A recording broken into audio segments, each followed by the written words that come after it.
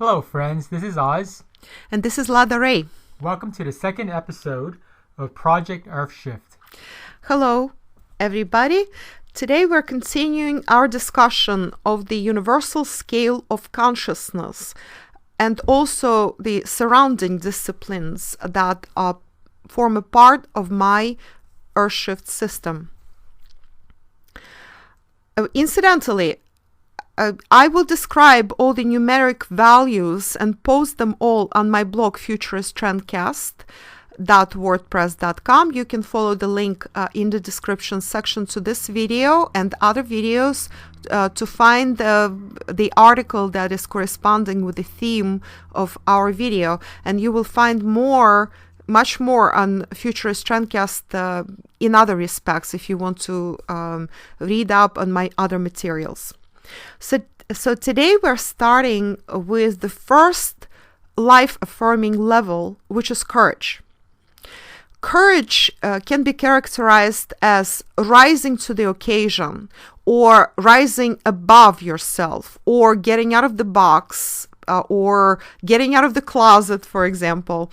If you were apathetic before, or you were afraid to speak up about some kind of injustice, or if you were afraid to blow the whistle or tell the truth when everybody else was hiding it, and then you mustered that courage and you came out and told the truth to the whole world. This courage is something that is, as the old adage goes, is not the absence of fear. It is the understanding that something else is much more important than fear. So courage is the first life-affirming calibration and energetic value that we encounter in our scale of consciousness. And courage is can be a sacrifice of your life to save others, which happens all the time, by the way. Courage is a surge of energy.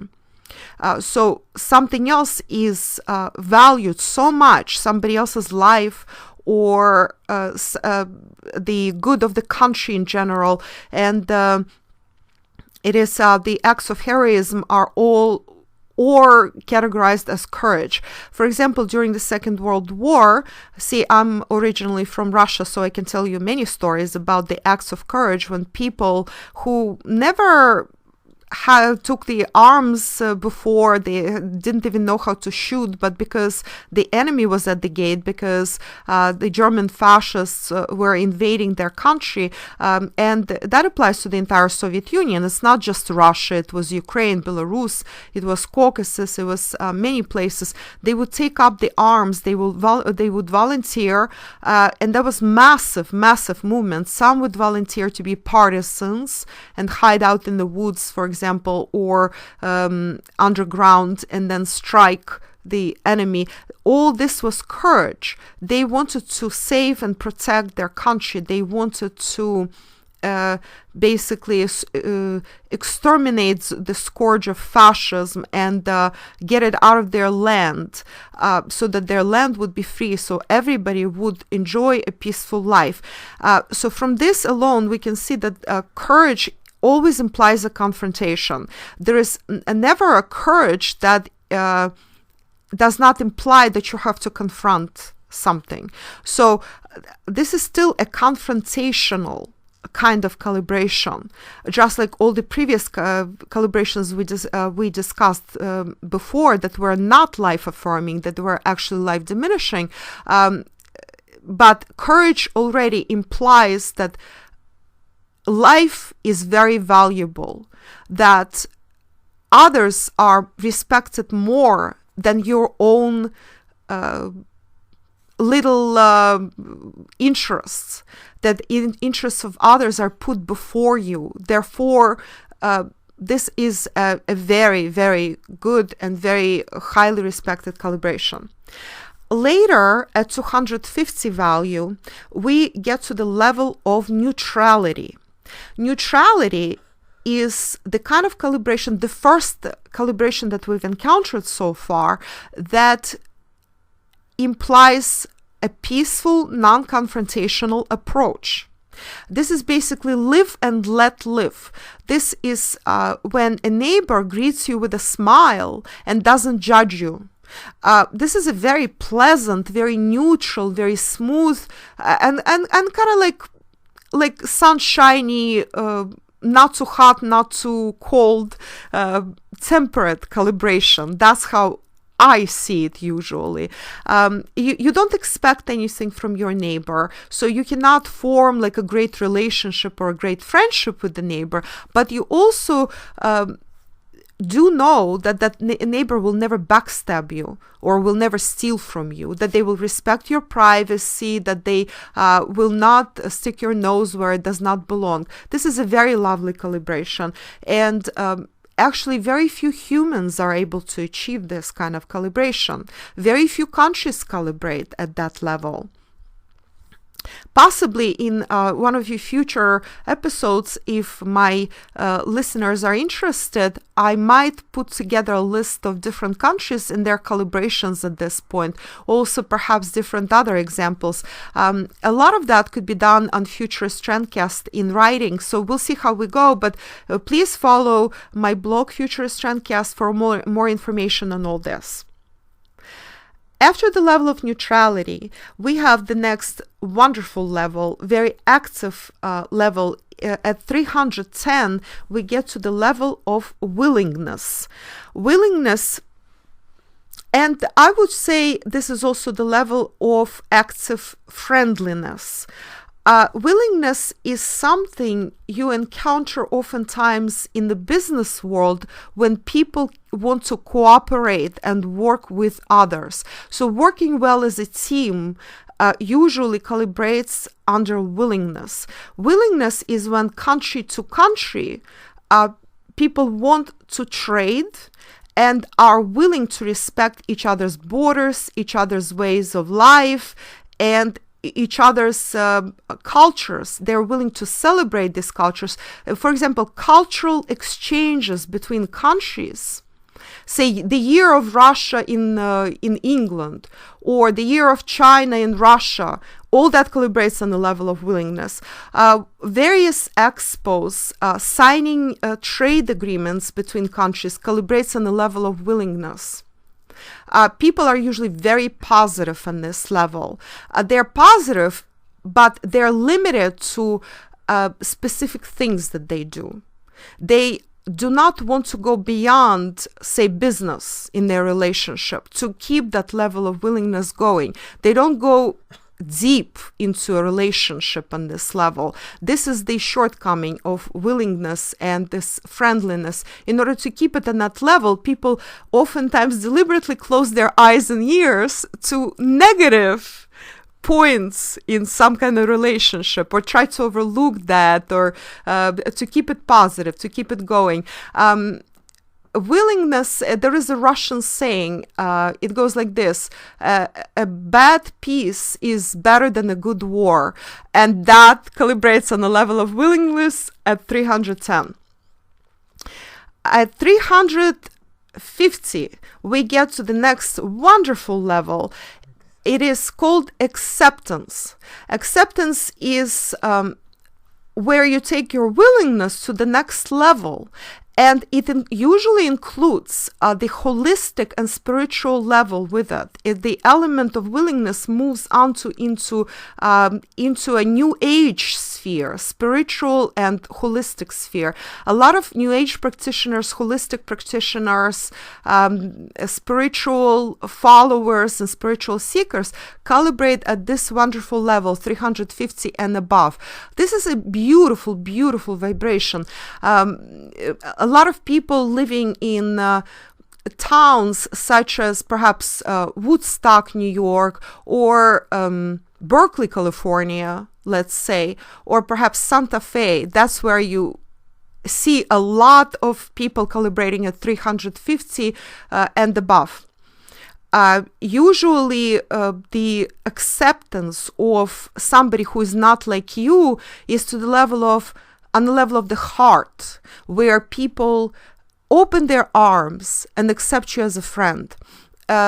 Acceptance is very common in societies that I grew up in, like for example in Russia, acceptance, when they greet you with the traditionally Russian greeting would be with the bread and salt, homemade bread hot out of the oven, and salt meaning like salt of the earth, which in ancient days was a very scarce product, therefore it was very expensive, and or laying out a red carpet in front of you, treating you like an honored guest, like they do in Caucasus, when the best morsels at the table go to the guest, actually, and the guest can never be, the guest is considered sacred in any household in Caucasus, and so that is all acceptance.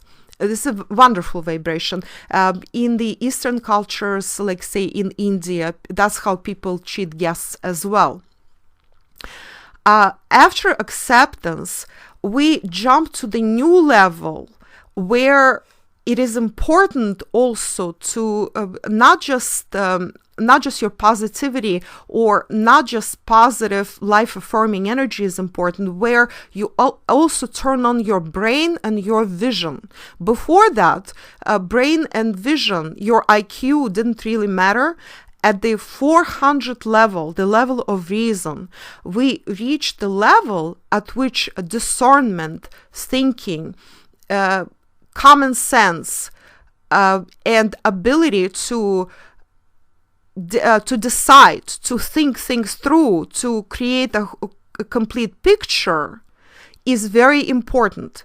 A lot of judges come from this vibration. A lot of professors, the best teachers come from these vibrations, best doctors. So in other words, a lot of professionals. So the ability to think and to form the full picture, to synthesize information, and to you become an analyst and the synthesizer of the information at the very same time. So you are able to look at different angles and from different points of view at the problem and decide which one serves best the interests of the country you work for, of the company. You are able to create certain things, but only on the level of science. So this is still in the 3D world primarily. Sometimes the 400 calibration can stifle you because you limit yourself to the physical existence primarily on this level. However, I observed the 400 calibration and above in many instances as a wonderful, wonderful thing. I met judges, I met scientists, I met all kinds of teachers, researchers who rise well above the level at which the majority of the Earth actually exists, and being able to create new sciences, new theories. This is where creativity in the sense of science resides. This is where new developments, new discoveries are made at this level, 400 to around 480. So would intuition come into play at this level? Intuition starts at this level, but the real intuition, the intuition from God, I will talk about it later, at the later level, but this is an excellent question. Yes, intuition, real intuition starts at this level, but it really develops higher, in the higher levels. So 400 to 480. Now, I want to draw everybody's attention to the fact that in the Hawkins scale of consciousness, the level of reason goes from 400 to 499, just before the level of life. My scale is different. I add another level before that. At around 480 or 485, I add a new level, 480 to 499. I add the level of humanity and compassion. So the level of humanity and compassion just before the highly desirable and very difficult to achieve a level of 500, which is the level of love, humanity and compassion is that step between reason, cold reason, and the warm, hot heart that allows you to go beyond reason at 500. At that point, you understand everything underlying, everything from courage, neutrality, willingness, reason, and you blend all that and you exalt it into humanity and compassion when life becomes sacred, when you are pure humanitarian, when you judge everything you do. You can reason and you can actually form a full picture, but your underlying desire and your underlying motivation is the good of all on planet Earth, or generally good of all in the universe. This is the level at which you can never do harm. At the level of 400, the reason level, you actually can do harm. If you are a scientist, like a chemist, and you work for Monsanto, you might be calibrating at the level of reason because you are a great researcher. You can form the full picture, but you're lacking that humanity. You're lacking that heart. You can develop those GMOs that others then consume. It kills life. And you don't think anything of it. Or you might be working for the CIA, for example, and you deem it on your level of reason, that this is the right thing to do. But you harm others in other countries, or maybe even in your own country, by what you actually, but the results of what you produce. So the level of 400, the level of reason, does not necessarily imply that your heart is in the right place. It may not be so. Oftentimes it is, but oftentimes it is not. Also, 400 to just below 480, also because people can see such a big picture, but it's not tempered with a really warm heart, can also come across as grouchy, or it's hard to make them smile, for example. They're too busy. They do not connect with others. That happens with computer geeks a lot, for example. And they oftentimes calibrate over 400. So at 480, that problem of the 400 level is actually eliminated, because now you become warm-hearted, and you are highly functioning on the level of reason, yet your underlying desire is the good of all. And then we make another jump from that point. The jump that is very, very few humans are able to do, are able to accomplish, and this is the level of love. And life, that was a Freudian slip. It is the level of love and life, really. So the full life that you live on that level, it vibrates. It is so beautiful. The colors are beautiful. You actually tend to smile. You actually sometimes when you talk, you tend to even giggle just from pure love. When we get to the next level, the giggling actually becomes even more persistent, I can assure you. So the 500 level is a gorgeous level. It's just if humans could only learn to live, to combine reason with love, and live and vibrate between 400 and 500, I assure you, we would have no problems on the planet. We would have no wars. We would have no greedy oligarchs who try to take advantage of everybody else on the planet. We would have no NWO. We would have peace, cooperation, beautiful existence, and great life for all on our planet. This is what would happen. However, unfortunately, most of the population of the planet calibrates way below those levels, and we will discuss the percentages and what is the prognosis for that in the future episodes. So the level of love is a huge jump, huge leap.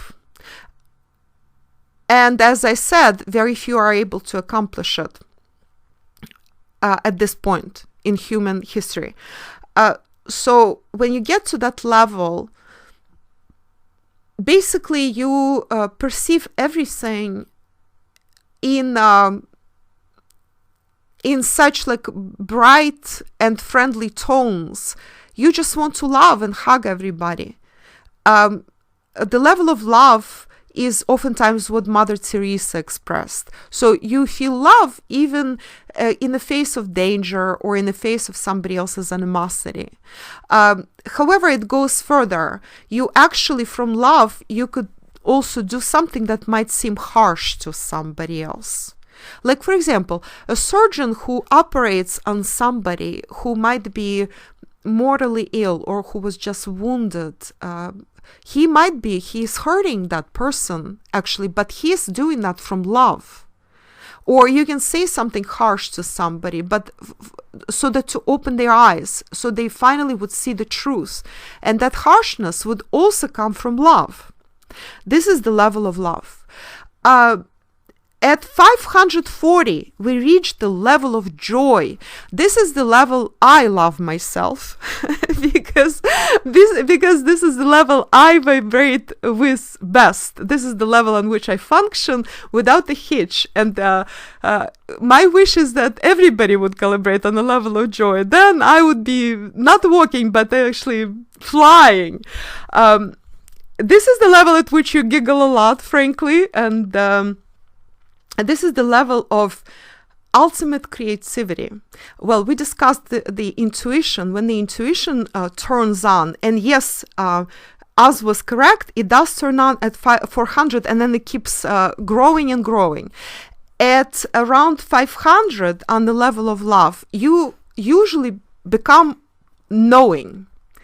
It's called claircognizance. You also turn on, going back to the level of love, you turn on all kinds of clairvoyant abilities, seeing the future, seeing the past, understanding the processes, that go around you. Anywhere between 500 and higher, the world starts flowing. It doesn't jump, it doesn't move in jerky movements as most people are seeing it.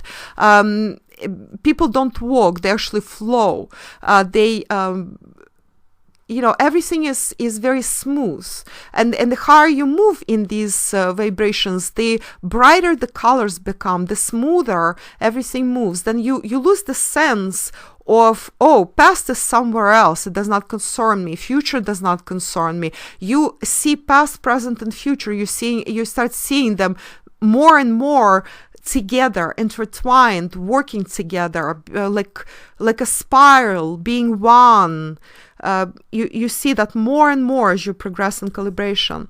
So the level of joy is the level of ultimate creativity and intuition that is turned up to the highest level.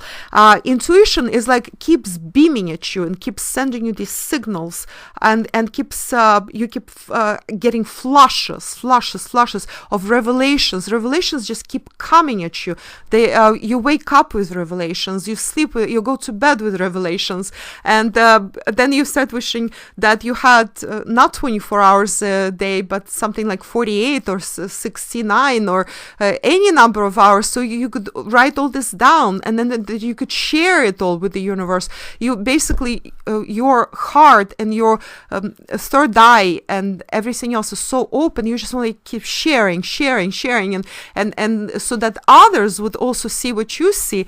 Well, then of course you bump against the fact that there are limitations, like you have 24 hours a day, you have to eat, you have to sleep, you have to have the time, and actually your eyes might get too tired from writing all this down. I'm speaking for myself right now, but I'm sure a lot of artists come across this problem. A lot of biggest name in history artists of the highest caliber calibrated at the level of joy, 540 and above. At the higher tip of the scale, 580 and above, that's the level of pure creativity.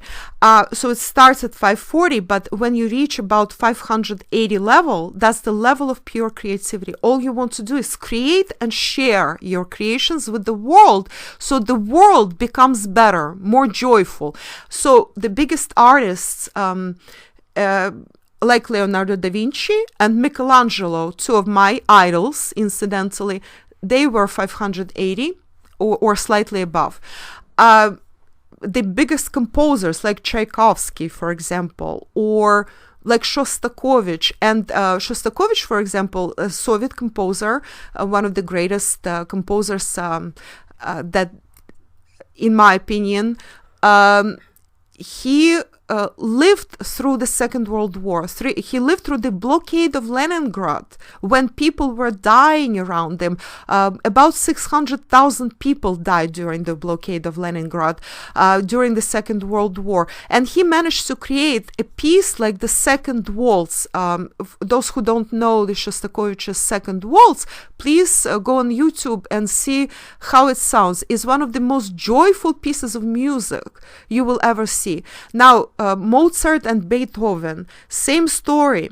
Life was harsh for them, really harsh, difficult in so many ways, so many levels. I'm sure everybody knows their stories. And yet Beethoven, who at one point lost his hearing, who lived through such a bad life when he was a child, his father abused him, and this is how he lost his hearing, incidentally, because he kept hitting his head, and that damaged his very delicate, very highly tuned hearing system, and he manages to write the Ode to Joy. What can be more joyful? This is quintessential joy. These are the people who create the world we live in. Our highest achievements, our biggest victories as a human culture are achieved on the level of joy. This is where all the achievement that everybody is proud of, the biggest musicians, the biggest composers, the biggest artists, I dare say, some of the biggest writers, but when I say that, believe me, I do not mean any of the American writers, at least none of the contemporary American writers. God, well, those are very far from the level of joy. As a matter of fact, contemporary American writers all calibrate below 200. Okay, I'm sending you back to the level of pride and anger and below. So I take it you're not a big fan of 50 Shades of Grey. Oh my God, don't even get me started on that one. Maybe one day I will break down and post calibrations of certain artists and writings, pieces of writing. But frankly, I don't even want to descend to that calibration. I feel fine at my 580. Thank you very much. So, basically, yeah, I can talk about the level of joy forever, as you see, because that's the level at which I feel most comfortable, as I said before. Now, we have to jump to the next level, which is 600, and this is the level of peace. You know, the level of peace is where the world not just flows, but is that beautiful stillness of the universe, that beautiful kind of like still and very, very gentle universe in which Buddha resides, pretty much.